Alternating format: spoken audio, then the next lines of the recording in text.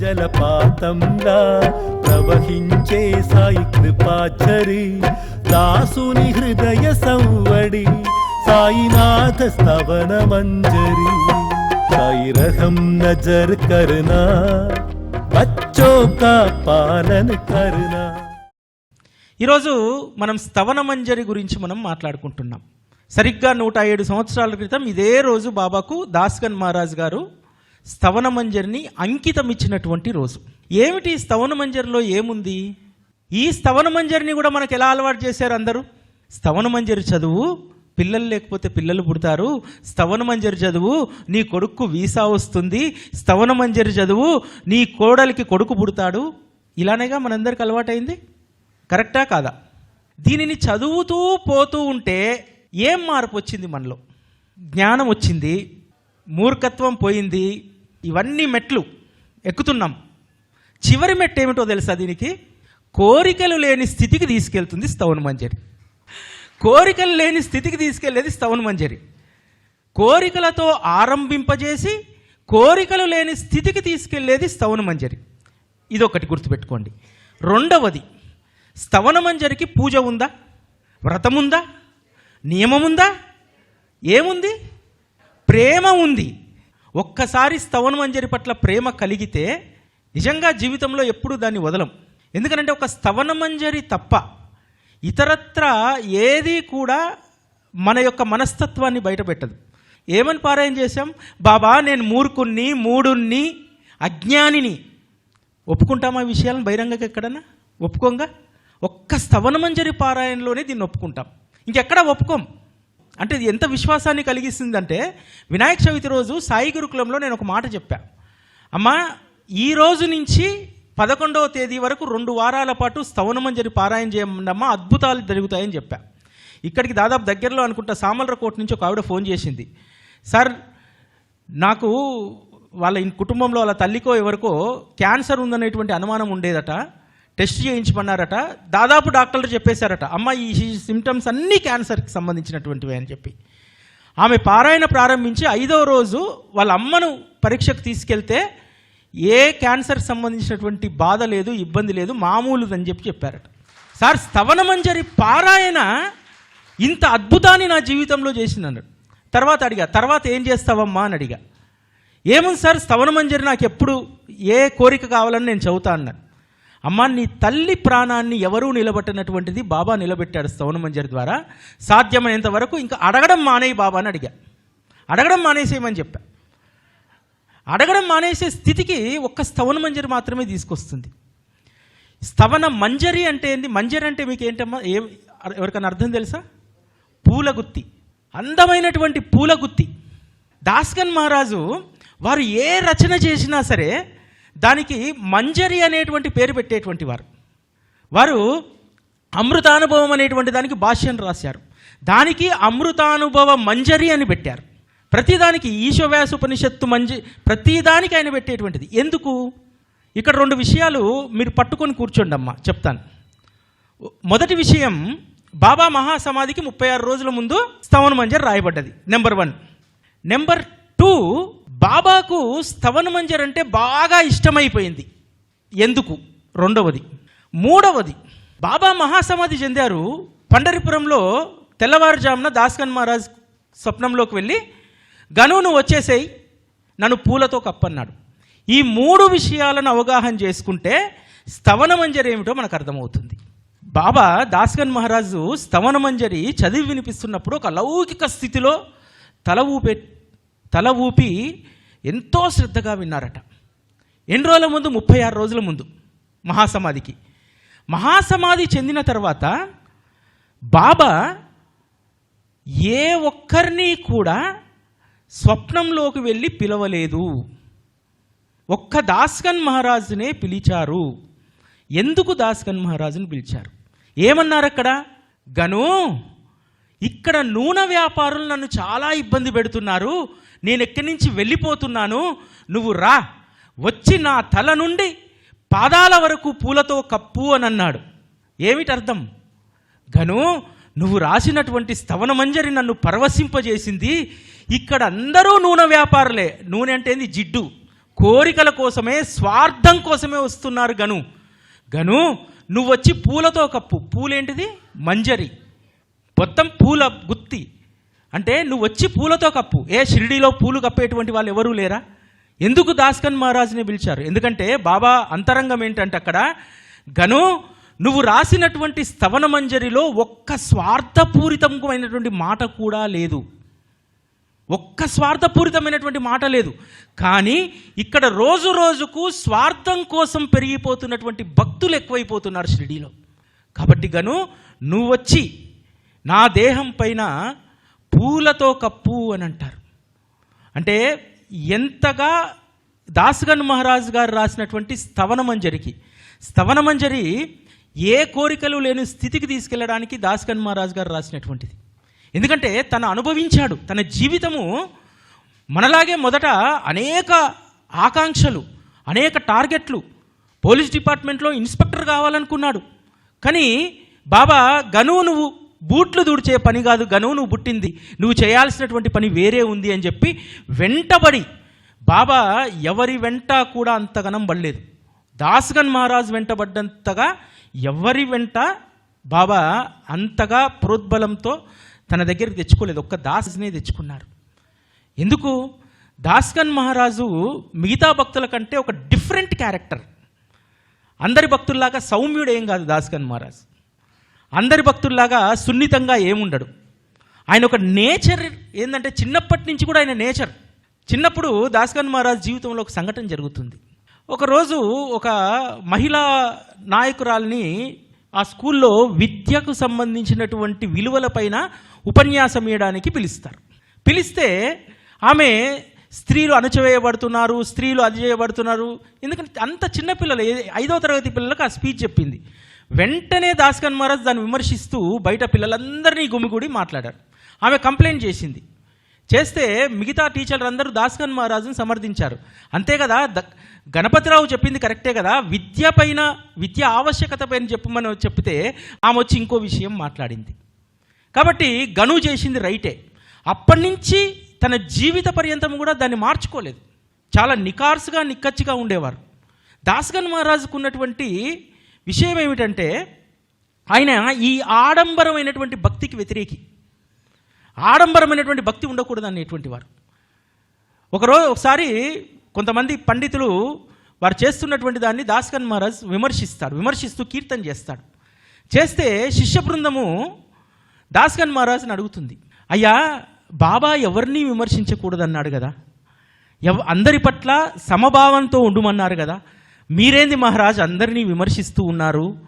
అరే నేను అందరినీ విమర్శించట్లేదురా, ఒక్క విషయం గుర్తుపెట్టుకో, మన ఇంట్లో పూజా మందిరం ఉంది, ఆ పూజా మందిరంలో బూజు బట్టి చెత్త పడితే చీపురుతో ఊడుస్తామా ఊడవమా? అలానే పెట్టుకుంటామా? దేవుడి పైన బల్లి పాత్ర పట్టింది, దేవుడికి ఏదో రకరకాలైనటువంటి అన్ని దుమ్ము ధూళి ఆ గదిలో చేరితే దాన్ని ఊడుస్తామా ఊడవమా?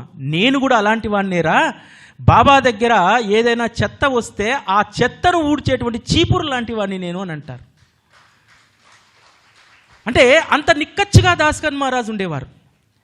అంతేకాదు, ఎంతటి కఠినమైనటువంటి దాన్నైనా సరే అప్పటికప్పుడు అక్కడ ఛాలెంజ్ చేసేటువంటి వారు.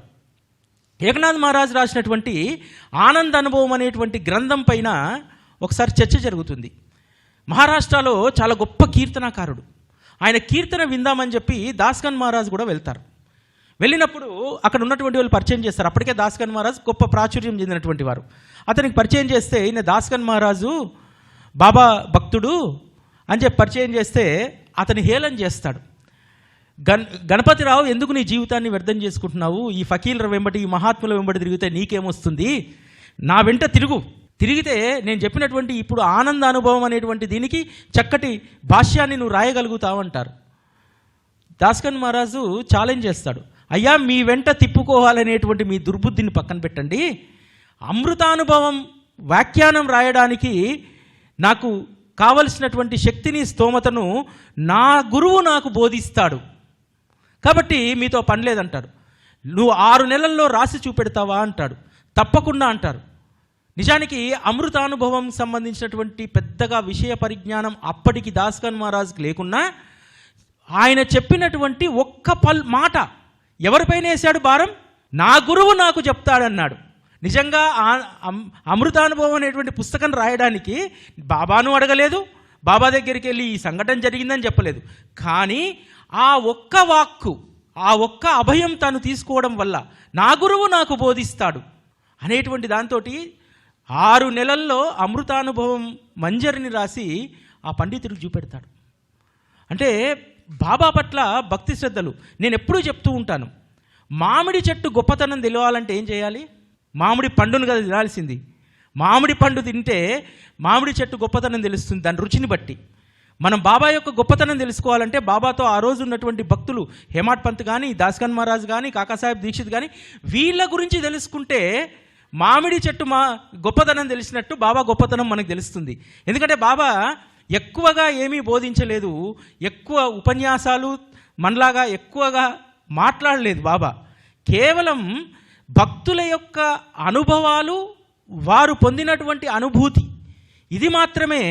దాస్గన్ మహారాజ్ లాంటి వారి అనుభవాలను కనుక మనం చూస్తే మనకు అర్థమవుతుంది, బాబా యొక్క గొప్పతనం అర్థమవుతుంది. ఒక ఇనుప ముక్క లాంటి దాస్గన్ మహారాజు ఇనుప ముక్క లాంటి వాడు. ఆ ఇనుప ముక్క లాంటి వాడిని గొప్ప స్వర్ణయోగిగా మార్చాడు. ఎంతమంది చరిత్ర రాశారు, ఎంతమంది మహాత్ములపైన కీర్తన చేశారు. మనం చాలామంది అనుకుంటూ ఉంటాం ఏంటంటే దాస్గన్ మహారాజు గారి యొక్క కీర్తనలు విని బాబా దగ్గరికి వచ్చారని చెప్పి. నిజానికి దాస్గన్ మహారాజు కీర్తనల్లో బాబా మహత్తు పార్ట్ 5%, కేవలం 5% చెప్పేవాడు. అక్కడ ఒక కుర్చీ వేసి ఆ కుర్చీలో బాబా చిత్రపటం, ఆ రోజుల్లో ఇంత పెద్ద విగ్రహాలు చిత్రపటాలు లేవు, చిన్న చిత్రపటం పెట్టి కథ స్టార్ట్ చేసేవాడు. వారు చేసేటువంటి కథ అది జ్ఞానేశ్వర్ మహారాజ్ కథ కావచ్చు, పండరి కథ కావచ్చు, ఏదైనా కావచ్చు, చివరిలో ప్రస్తావన తెచ్చేవారు. ఆ చివరిలో ఆ 2 నిమిషాలే 3 నిమిషాలే రుణానుబంధం ఉన్నటువంటి భక్తులు బాబా కనెక్ట్ అయ్యేటువంటి వారు. గంటలు గంటలు సత్సంగాలు నడవలేదు ఆ రోజు బాబా మహత్తు పైన. గంటలు గంటలు కీర్తనలు దాస్గన్ మహారాజ్ చేయలేదు. చివరిలో ఆర్తితో చెప్పేటువంటి ఆ 4 విషయాలు, ఆ 4 విషయాలను పట్టుకున్నటువంటి వారు అదృష్టవంతులు. అదృష్టవంతులు చోల్కర్, తర్వాత గంగూబాయి, ఔరంగాబాద్కర్ భార్య రేణుకామాతకు మహూర్గఢ్లో పోయి సేవ చేస్తుంది, అక్కల్కోట్ మహారాజుకి సేవ చేసింది. రామాలయంలో ఇంటి దగ్గర ఉన్న రామాలయంలో చేయని సేవ లేదు. కానీ దాస్గన్ మహారాజ్ ఒక్కరోజు సోలాపూర్లో కీర్తన చెప్తే ఎట్లయితే స్తవన మంజరిలో మనం పట్టుకున్నామో ఉంటుంది కదా, ఆ రోగులను ఆరోగ్యవంతులను చేస్తావు బాబా, ఎంతోమంది గొడ్రాళ్ళకు సంతానాన్ని అనుగ్రహించావని చెప్పి ఉంటుంది కదా స్తవన మంజరిలో. అటువంటి 2 మాటలే స్తవన మంజరిలో. మొత్తంలో ఈ 2 మాటలు తప్ప బాబా అనుగ్రహానికి సంబంధించి ఏమైనా ఉంటుందా? ఏమీ ఉండదు స్తవన మంజరిలో కూడా. ఈ 2 మాటలే ఉంటాయి. కానీ ఆ కొద్ది మాటలనే పట్టుకొని ఆ రోజు షిరిడీకి వచ్చినటువంటి వారు. ఇంకో వ్యక్తి కీర్తన విని వెంటనే షిరిడీ ప్రయాణానికి బయలుదేరి వస్తాడు కదా. అసలు దాస్గన్ మహారాజుకు కనెక్ట్ అయినటువంటి వాళ్ళు ఎప్పుడూ కూడా వెంటనే ఎప్పుడెప్పుడు పరుగున షిరిడీకి వెళ్దామని. ఎందుకంటే ఈ దాదాపు దాస్గన్ మహారాజ్ కీర్తన అంటే ఆ రోజుల్లోనే 500 మంది 600 మంది ఉండేవాళ్ళు.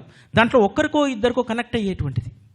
అంతేకాదు దాస్గన్ మహారాజ్కు ఎవరైనా ₹1 దక్షిణ ఇవ్వబోతుంటే నిరాకరించేవాడు. ఈ డబ్బుతో నువ్వు వెళ్ళి బాబాను దర్శించుకో అనేటువంటి వారు. డబ్బు పైన వ్యామోహం లేదు, కీర్తి పైన వ్యామోహం లేదు. గురువు చెప్పినటువంటి ఒక్క మాటను జీవిత పర్యంతం అమల్లో పెట్టాడు. గను మనకి ఇవన్నీ అవసరమా? కోటా పేట ఇవన్నీ అవసరమా? గను వద్దు గను, అవి తీసేయంటే తన జీవిత పర్యంతం ఒక నిరాడంబరమైనటువంటి కీర్తనాకారుడిగా జీవించారు. వారికంటే చాలా తక్కువ స్థాయిలో అప్పుడప్పుడే కీర్తన సాంప్రదాయంలో వచ్చినటువంటి వాళ్ళు ఆ రోజుల్లోనే కొన్ని ₹1000 సంపాదించాడు.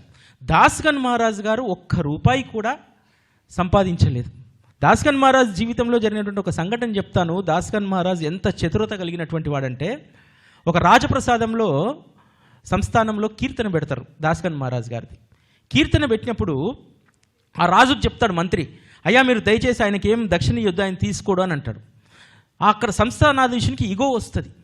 అరే ఎంతోమంది నా దగ్గర వచ్చి పాటలు పాడి కీర్తనలు చేసి డబ్బులు ఇస్తే తీసుకుపోతాడు, ఈయన తీసుకోకపోతే నన్ను అవమానించినట్టే అని ఒక ఇగో పెట్టుకుంటాడు.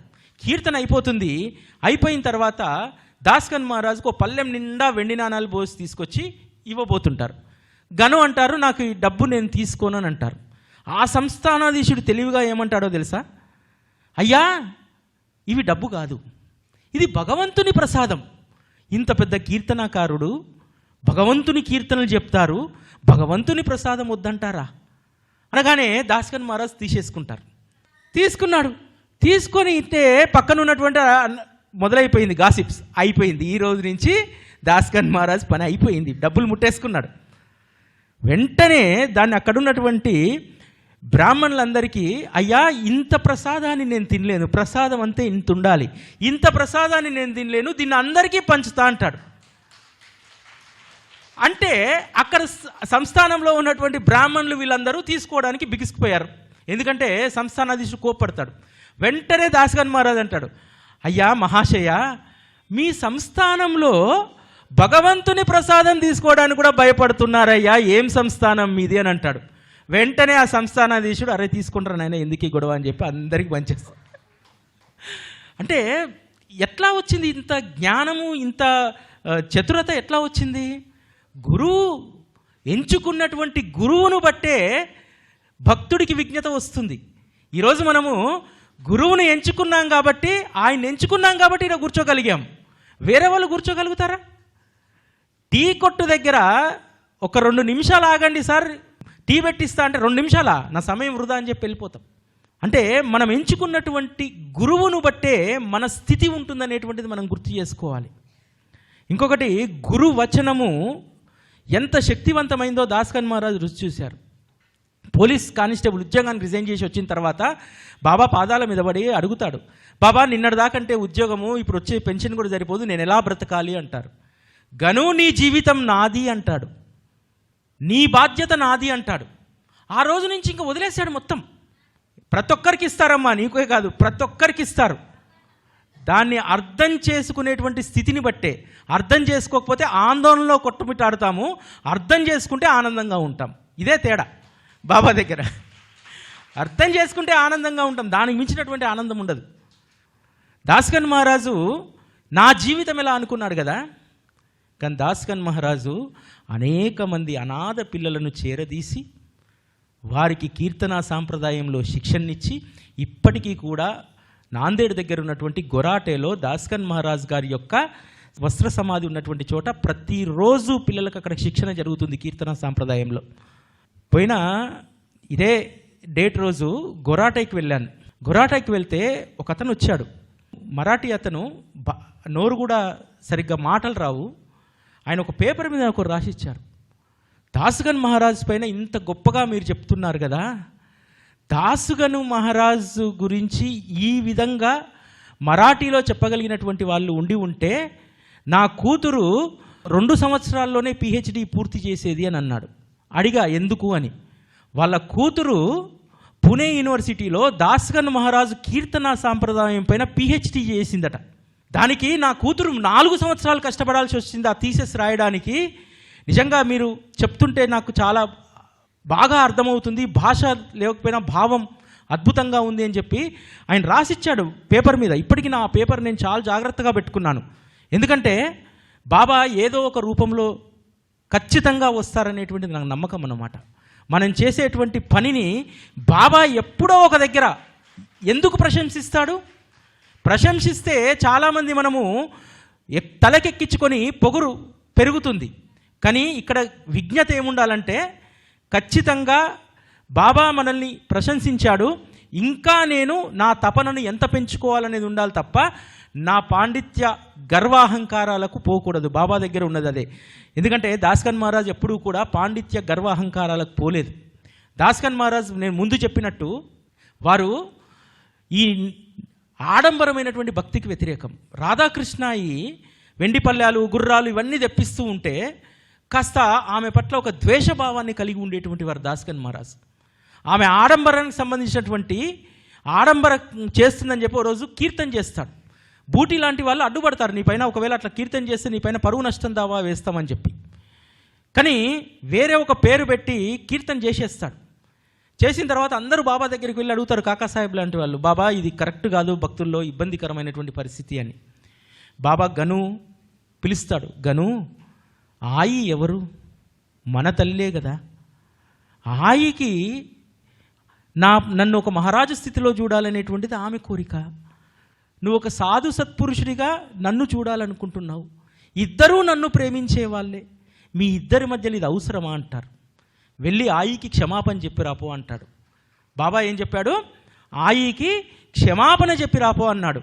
దాస్కన్ మహారాజ్ ఏం చేశాడు? సాష్టాంగ నమస్కారం చేశాడు రాధాకృష్ణాయికి. ఎవరైనా చేయగలుగుతారా? ఒక వైధవ్యంలో ఉన్నటువంటి స్త్రీ తనకంటే చిన్నది వెళ్ళి సాష్టాంగ నమస్కారం చేసి క్షమాపణ చెప్పొస్తాడు. అది గురువు ఆజ్ఞా పరిపాలన, గురువు మనస్సు ఎరిగి ఉండడం అనేటువంటిది. అందుకనే అంత అద్భుతమైనటువంటి స్తవనమంజరిని దాస్కన్ మహారాజ్ మనకి ఇవ్వగలిగాడు. 36 రోజుల ముందు బాబా సమాధికి బాబాకు అంకితం ఇచ్చి బాబా మనస్సును దోచేశాడు. అందుకనే ఈ స్వార్థపూరితమైనటువంటి భక్తులు నన్ను ఇబ్బంది పెడతారు గను, ఇప్పుడే కాదు భవిష్యత్తులో కూడా నన్ను ఇబ్బంది పెడతాడు ఈ స్వార్థపూరితమైనటువంటి భక్తులు. వాళ్ళ మనస్సులను నువ్వు పూలతో నింపవయ్యా, నా పట్ల ప్రేమ కలిగి ఉండేటట్టు చూడవయ్యా, స్వార్థం లేనటువంటి భక్తి నా పైన ఉండేటట్టు నీ స్తవనమంజరి ఉపయోగపడాలి గను. అందుకు పండరిపురం దాకా వెళ్ళాడు. మనం కూడా మనుషులుగా చివరి దశలో ఉన్నటువంటి వాళ్ళు ఎవరైనా ఒక్క వ్యక్తినే తలుస్తారు, అది మన అదృష్టం. అంతమంది భక్తులు ఉండగా దాస్గన్ మహారాజునే ఎందుకు బాబా తలిచాడు? అనేక మంది నుంచి అనేకం కోరారు. ఒక ఆవిడ దగ్గర నుంచి పీతాంబరాన్ని ఇవ్వమంటారు, ప్రధాన్ ఉదయం దగ్గర నుంచి 14వ రోజుకు ప్రధాన భార్య నుంచి దక్షిణ తీసుకుంటారు, అన్న సంతర్పణ కోసం అడిగి మరీ తెప్పించుకుంటారు. ఇలా చేశారు తప్ప గను నూనె వ్యాపారులు నన్ను ఇబ్బంది పెడుతున్నారు, ఈ జిడ్డుగా వ్యాపారులు ఎప్పుడూ స్వార్థం స్వార్థం స్వార్థం కోరికలతోటే. ఎందుకంటే బాబా దగ్గరికి వచ్చేటువంటి వాళ్ళ సంఖ్య కూడా ఆ రోజు ఆ విధంగానే పెరిగిపోయింది. అనేక మంది అనేక కోరికలతో వచ్చినటువంటి వాళ్ళు ఉన్నారు. కాబట్టి నా భక్తుల్లో నీవు మార్పు తీసుకురావాలి. నీవు రాసినటువంటి స్తవనమంజరి స్వార్థరహితమైనటువంటి భక్తిని నా భక్తుల్లో పెంచాలి. అందుకోసం రాగను వచ్చి పూలతో నన్ను కప్పేయి. పూలతో అంటే మనకు ఫిజికల్గా కనిపించేటువంటి పూలు కాదు, నా తత్వాన్ని పూర్తిగా నువ్వు స్వార్థరహితమైనటువంటి భక్తి మార్గాన్ని నా భక్తులకు చూపించు, నా భక్తులకు అది అలవాటు పడేలాగా. ఎందుకంటే స్తవనమంజరి 1918 నుంచి 2018కి 100 సంవత్సరాలమ్మా. ఈ 100 సంవత్సరాల్లో చాలా తక్కువ భక్తులకు స్తవనమంజరి తెలుసు. 2015 నుంచి మేము మొదలుపెట్టాం. పెట్టినప్పుడు కొన్ని వేల పుస్తకాలు ఆ రోజు అందుబాటులోకి తెచ్చాం. నిన్న రాత్రి ఇక్కడ ఆదివారపేట గుడికి ప్రేమసాయి మందిరానికి వెళ్ళినప్పుడు ఇసుకపల్లి తాతారావు గారు చెప్పారు, ఆ విషయం నాకు తెలియదు అసలు. సార్ 2018లో మీరు స్తవనమంజరికి దశాబ్ది ఉత్సవం చేసినప్పుడు నేను 108 పుస్తకాలు తెచ్చి మా గుళ్ళో అందరికీ పంచాను సార్. నా బాధ్యతగా ఆ స్తవనమంజరిని ఆ రోజు అందరికీ మా గుళ్ళో పంపిణీ చేయడానికి నేను మీ దగ్గర నుంచి తెచ్చుకున్నాను సార్. అప్పుడు 12 రూపాయలకు కొనుక్కున్నాను సార్ అన్నారు. నాకు ఆశ్చర్యం వేసింది. అంటే మనం చేసేటువంటి పని కూడా దేన్ని ఆశించకుండా స్వార్థరహితంగా మనం చేస్తే బాబా యొక్క తత్వంలో మనం చాలా మేలు చేసినటువంటి వాళ్ళం అవుతాం. ఈరోజు సత్సంగాలు నిర్వహించేటువంటి వాళ్ళు కావచ్చు, బాబా తత్వాన్ని జనం లోతుల్లోకి తీసుకెళ్లాలని చెప్పి ఆ పని చేసే వాళ్ళకు కూడా బాధ్యతలు ఉంటాయి, ఆ పని చేసే వాళ్ళకు కూడా కుటుంబాలు ఉంటాయి, ఆ పని చేసేటువంటి వాళ్ళకు కూడా అనేక ఆకాంక్షలు ఉంటాయి. కానీ వీటన్నింటినీ పక్కన పెట్టి బాబా తత్వాన్ని అందరికీ రుచి చూపించాలనుకుంటున్నారే, ఆ త్యాగాన్ని మనం గుర్తించాలి. చాలామంది బాబా గురించి చెప్పేటువంటి వాళ్ళ పట్ల ఈరోజు కూడా చాలా చోట్ల కనీస గౌరవ మర్యాదలు లేకుండా పోతున్నాయి. సత్సంగానికి రాకపోతే ప్రసాద్ గారేమో అనుకుంటారు, పద్మనాభరెడ్డి గారు ఏదో అనుకుంటారు, అందుకోసం మేము సత్సంగానికి పోతాం. ఇది సరైనటువంటి పద్ధతి కాదు. చాలామంది మనసుల్లో ఇది వచ్చేస్తుంది కొన్ని రోజుల తర్వాత. ఇది మనల్ని మనం ఉద్ధరించుకోవడానికి, మనల్ని మనం ఎంపవర్ చేసుకోవడానికి, బాబా తత్వంలో ముందుకెళ్ళడానికి. ఏముందమ్మా, మన బతుకు కూడా రాను పోను టాంగా అయితే ఇంకేం సాధిస్తాం? ఇక్కడ వచ్చాం భూలోకానికి, మానవుడి జన్మ తీసుకున్నాం, పోయేటప్పుడు కూడా టికెట్ తీసుకొని వెళ్ళిపోతే కాదు కదా. వెళ్ళేటప్పుడు బాబా మార్గంలో మనం మార్క్ వేసి వెళ్ళాలి, మన ముద్ర ఉండాలి. ఖచ్చితంగా ప్రతి కుటుంబంలో ముద్ర ఉండాలి. నీ మనవన్నో నీ మునిమనవన్నో అరే మీ కుటుంబం గురించి చెప్పురా అంటే మా నాయనమ్మ గొప్ప సాయిబాబా భక్తురాలు, బాబాకు పెట్టకుండా తినేది. బాయిజామా గురించి ఎందుకు మాట్లాడుకుంటున్నాం ఈరోజు? ఎందుకు మాట్లాడుకుంటున్నాం? అరే మా నాయనమ్మ ఇంత గొప్ప భక్తురాళ్ళ అని చెప్పుకోవాలి. ఇది నువ్వు మిగిల్చిపోయేది. ఇక్కడ నీ మనవడికో కొడుక్కో కొన్ని వేల రూపాయలు కొన్ని కోట్ల రూపాయలు ఆస్తిస్తే అదేం మిగలదు. ఇక్కడ మిగిలిపోయేది బాబా మార్గంలో నీ కుటుంబంలో ఒక ముద్ర వేసి వెళ్ళాలి. అరే ఏంద్రా పుస్తకం చదువుతున్నావు, ప్రతిరోజు బాబా చరిత్ర చదువుతున్నావు అంటే, అరే మా నాయనమ్మని నేను చిన్నప్పటి నుంచి చూశాను రా, ప్రతిరోజు ఒక అధ్యాయం చదివేది. మా నాయనమ్మ జీవితం ఎంత సుఖంగా ఎంత శాంతిగా, ఒక్కరోజు నన్ను తిట్టలేదు. నేను ఆ స్థితికి వెళ్ళడానికి నేను పుస్తకం చదువుతున్నాను అని చెప్పి నీ మనవడు గర్వంగా చెప్పుకోగలగాలి. ఇది రావాల్సినటువంటిది బాబా మార్గంలో. ఇది మనం ఒకరోజు సత్సంగం వింటేనో ఒక వారం సత్సంగానికి వెళ్తేనో వచ్చేటువంటిది కాదు. ఒక వారం సత్సంగానికి వెళ్తే, గురువారం నువ్వు సత్సంగానికి వెళ్తే, ఆ గురువారం నువ్వు మనసును పట్టించుకున్నటువంటి దాన్ని మళ్ళీ గురువారం వరకు ఆటా దివసా గురువారి, ప్రతి గురువారము నీ దగ్గరికి వస్తామని చెప్పి హారతిలో పాడుకున్నట్టు మళ్ళీ గురువారం వరకు దాని పట్ల నీలో మదనం పెరగాలి, నీలో ఆ స్ఫురణ పెరగాలి. పెరిగినప్పుడే నువ్వు బాబా మార్గంలో సరైనటువంటి దిశలో ఉన్నట్టు. వచ్చామా సత్సంగానికి, ఈ చెవితో విన్నామా, ఆ చెవితో వదిలేసామా, ఇది ఏమాత్రం కూడా మనకు ప్రయోజనాన్ని చేకూర్చదు. ఇక్కడ మీకు ఇంకో విషయం చెప్తాను. మనం ఇంతకుముందు మాట్లాడుకున్నాం కదా, రాధాకృష్ణాయి ఆడంబరమైనటువంటి భక్తి చేస్తుంది కాబట్టి దానికి వ్యతిరేకంగా నేను కీర్తన చేయాలనుకున్నాడు. చేశాడు, క్షమాపణ చెప్పాడు. దాన్ని అంతటితో వదిలేశాడా? వదిలేలే. నేను నిడారంబరమైనటువంటి భక్తిని జనుల్లో చూపెడతాను చూడని చెప్పి స్తవన మంజరి రాశాడు. పట్టుదల, వ్యూహం చూశారా? బాబా నిజానికి దాస్గన్ మహారాజు కానీ బాబాకు కానీ నిజంగా ఇటువంటి ఆడంబరమైనటువంటి భక్తి అంటే ఇష్టం ఉండదు. కానీ లోకోపచారం కోసం బాబా క్షమాపణ చెప్పమన్నాడు, క్షమాపణ చెప్పొచ్చాడు, అంతటితో వదిలేశాడా? ఈరోజు చరిత్రలో శాశ్వతంగా ఒక ముద్ర వేసి వెళ్ళాడు దాస్గన్ మహారాజ్. స్వార్థరహితమైనటువంటి భక్తిని బాబా పట్ల శ్రీ సాయినాథ స్తవన మంజరి మనకు అందించి వెళ్ళిపోయారు. అది ఎంత గొప్పదంటే, పూజే లేని పుణ్య కార్యం అది, వ్రతమే లేని వరప్రదాయిని. వ్రతము అవసరం లేదు, పూజ అవసరం లేదు, కేవలం నీ మనస్సు స్థిరంగా ఉన్నప్పుడు దాన్ని ఒక్కసారి పారాయణ చేస్తే బాబా పట్ల ఉన్నటువంటి ప్రేమ 1,00,000 రెట్లు పెరిగిపోతుంది. అరే మనం ఎక్కడా ఏ తప్పును ఒప్పుకోనటువంటి వాళ్ళం స్తవన మంజరి చదువుతుంటే అన్ని తప్పులను ఒప్పుకుంటాం. అది చదివేటప్పుడు అనిపిస్తుంది, బాబా నాకు తెలుసు నేనే పొరపాటు చేశాను, నాదే పొరపాటు, కానీ బాబా నన్ను ఉద్ధరించు. ఎంత ప్లీజింగ్ స్తవన మంజరిలో ఉంటుంది. నిజంగా అంత ప్లీజింగ్ను మనం ఎక్కడా కూడా బాబాను అడగలేం. బాబాను అడుగుతాం, అవసరమైతే బెదిరిస్తాడు దాస్గన్ మహారాజ్. బాబా మురికి కాలువను గోదావరి తిరస్కరిస్తుందా? మూర్ఖుడినైనటువంటి నన్ను తిరస్కరిస్తావా? బాబా మీరు చల్లటి చందన వృక్షం లాంటి వాళ్ళు కదా, దాని కింద నిలబెడితే ఇంకా నాకు తాపం కలుగుతుందా? ఎంత చాతుర్యం ఉందో చూడండి ఇక్కడ. అయ్యా నీ నీడ కిందికి వచ్చిన తర్వాత కూడా ఇంకా వేడా. కాబట్టి బాబా నాకు నువ్వు చక్కటి నీ ఆశ్రయాన్ని కలిగించు. ఇంకొక అద్భుతమైనటువంటి మాట ఇందులో ఉంటుంది. బాబా నీరంతా కూడా తీయగా మారిపోతే, అంటే సముద్రం కూడా తీయగా మారిపోతే ఇక ఉప్పు నీరు తాగాల్సిన అవసరం లేదు కదా అని అంటాడు. అంటే ఏమిటి? నా మనస్సు నిర్మలమైపోతే ఇక నేను అకర్మలు నేను ఎందుకు చేస్తాను? కాబట్టి నన్ను నా మనస్సును నిర్మలం చెయ్యి. నిజంగా స్తవన మంజరి ఒక ఆనంద అనుభూతి స్తవన మంజరి. ఆ స్తవన మంజరి ఎప్పుడు ఒంటరిగా కూర్చొని చదివినా ఏమనిపిస్తుందంటే నేను నా ముందు బాబా, ఇద్దరం ముఖాముఖి మాట్లాడుకుంటున్నాం అనిపిస్తుంది. అష్టోత్తరం చేస్తే కలుగుతుందా? అది కలగదు. పాపం పంతులు అష్టోత్తరం చేస్తూ ఉంటే మన మనసు ఎక్కడికో పోతుంది. హారతిలో కూర్చుంటే కనిపిస్తుందా? హారతి 10 నిమిషాలు బాగానే ఉంటుంది, 10 నిమిషాల తర్వాత అక్కడ ఉండం. కానీ స్తవన మంజరి 1 to 1 ఒకరికొకరు.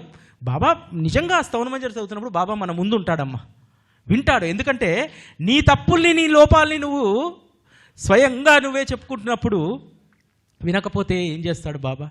అందుకనే స్తవన మంజరికి అంత మహత్తు. స్తవన మంజరి చదివినటువంటి వారి యొక్క నిత్యము దాన్ని చదివేటువంటి వారి మనస్సు ఆనంద తరంగం. ఎందుకంటే ఏ కోరిక లేనటువంటి స్థితికి 100% తీసుకెళ్తుంది స్తవన మంజరి. దీంట్లో నో డౌట్. మీరందరూ సాధన చేసి చూడండి, స్తవన మంజరి నిత్యం పారాయణ చేయండి. నేను ఎందుకు అడగాలి బాబాను అనేటువంటి ప్రశ్న మనకే వచ్చేస్తుంది. అన్నీ తెలిసినటువంటి వాడికి కొత్తగా చెప్పాల్సినటువంటిది ఏమిటి? నిత్యము మనల్ని చూస్తున్నటువంటి వారికి ప్రత్యేకంగా చూడమని చెప్పడం ఏమిటి? ఈ స్థితి ఖచ్చితంగా స్తవనమంజరి తీసుకొస్తుందమ్మా. స్తవనమంజరికి ఉన్నటువంటి లీలా వైభవమే ఇది భక్తుణ్ణి కోరికలు లేని తీరానికి చేరుస్తుంది. సచ్చరితలో చెప్తారు కదా, కాళ్ళకు తడి అంటకుండా భవసాగరాన్ని దాటిస్తుంది. దానికి స్తవనమంజరి మనకు ఎంతగానో ఉపయోగపడుతుంది ఏ కోరికలు లేని స్థితికి. భజనమాలలో సావిత్రిబాయి టెండూల్కర్ ఒక మాట రాస్తారమ్మా, నేను ప్రతి చోట చెప్తాను. అది స్పర్శవేదట ఇనుప ముక్కను బంగారంగా మారుస్తుందట. కానీ బంగారంగా మారినటువంటి ఆ ఇనుప ముక్క ఇంకో ఇనుప ముక్కను బంగారంగా మార్చలేదు. మళ్ళీ స్పర్శవేది దగ్గరికి ఇంకో ఇనుప ముక్క వెళ్తేనే అవుతుంది. కానీ బాబా అలాగారట. బాబా తాకగానే అందులో జ్ఞానం వికసించి వాళ్ళు ఇంకొంతమందిని తాకితే వాళ్లకు జ్ఞాన ప్రకాశం వస్తుందట. అంటే బాబా యొక్క తత్వము స్పర్శవేది కంటే కూడా శక్తివంతమైందని చెప్పి సావిత్రిబాయి టెండూల్కర్ రాస్తారు. అంతే కదా, ఒక్కరు జ్ఞానం కలిగి ఉంటే బాబా పట్ల అనేక మందిలో జ్ఞానాన్ని వికసింపజేస్తారు. అది బాబా దగ్గర ఉన్నటువంటి ఒక మహత్తు. దానిని మనము ఖచ్చితంగా గుర్తెరగాలి. జలపాతంలా ప్రవహించే సాయి కృపాచరి, దాసుని హృదయ సంవడి, साईनाथ स्तवन मंजरी। साई रहम नजर करना, बच्चों का पालन करना।